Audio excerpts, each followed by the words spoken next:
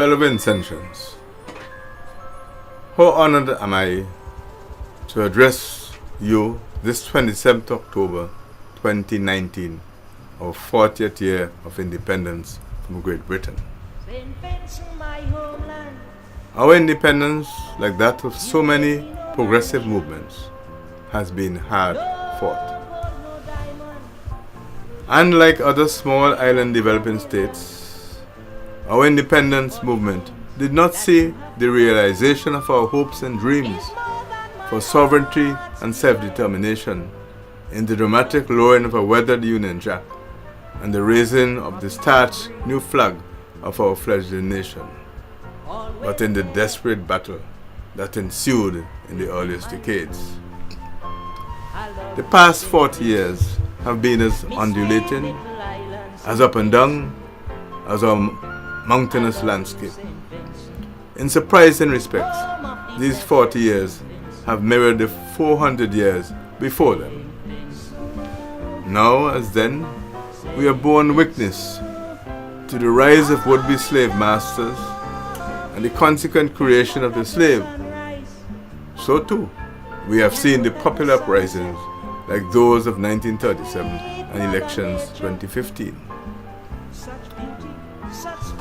As under our colonial rulers then, we have withstood of late the rising of the neo-colonial overlord parading in revolutionary fatigues. Our lows of the 2001 to 2014 period have been humiliating.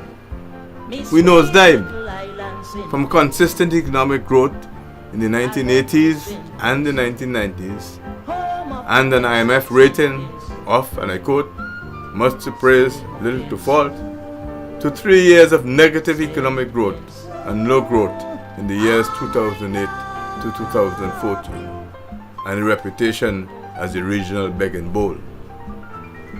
When Trinidad and Tobago declared that it could no longer operate as anyone's ATM, the rest of the region gave St. Vincent side glances and whispered about us none too softly. As we approached the second decade of the millennium, unemployment soared, and local institutions of which we were proud started to buckle. Building a loan and the NIS have since found their footing from 2015, but we still mourn the loss of the NCB. The precipitous rise in violent crime, in particular murder and rape and robbery, helped to create a state of national nervousness, and a deep political divisiveness ripped through the social fabric. As parents lost employment, so too did children lose education. The few church leaders who spoke out did so at their cost. Our youth disengaged and lost interest. We lost our independence. Now, on the 40th anniversary of independence, this 27th day of October 2019, we are cautiously optimistic and determined to recover and to grow.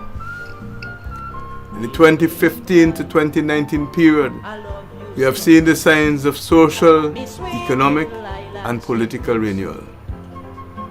Since the NDP victory at the polls in 2015, government has set about the business of governing and not politicking. There is no NDP government, just government, plain and simple. The civil service is run more efficiently and with improved morale, as civil servants and the general public observe the promotion of Vincentians of all political stripes to high-level government positions on the sole basis of merit. Also, the government no longer competes with the private sector, and entities such as Vintage Fresh are creatures of the past. Government instead works with the private sector to stimulate economic growth. The government is aggressively repaying its private sector debt. Since 2015, our diaspora no longer simply sends remittances to their families, but is actively involved in trade and investment in the Vincentian economy. When the private sector grows, so too does employment. To this end, government has attracted investments in the formation of the technology sector, which too have impacted positively on both employment and small business development. Similarly, government leaders no longer stifle free speech by suing every critic for defamation of character, and the press investigates and speaks more freely to the issues impacting our nationals. Following the prosecutions of several corrupt government officials in the post-election 2015 to 2016 period, graft and corruption have fallen to record low levels.